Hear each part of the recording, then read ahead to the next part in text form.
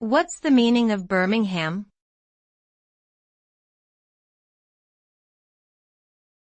Birmingham.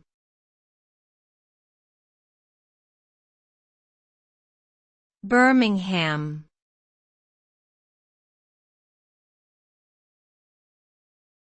Birmingham.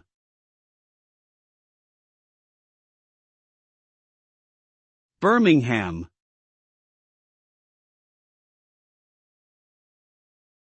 Birmingham is a city in the West Midlands region of England. The name Birmingham is derived from the Old English words Beorma Ingas, which means the people of Beorma.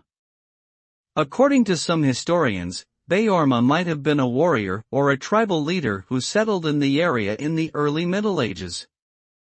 Others believe that the name may have been derived from the Anglo-Saxon word Byrmingham, meaning the settlement by the fortified place.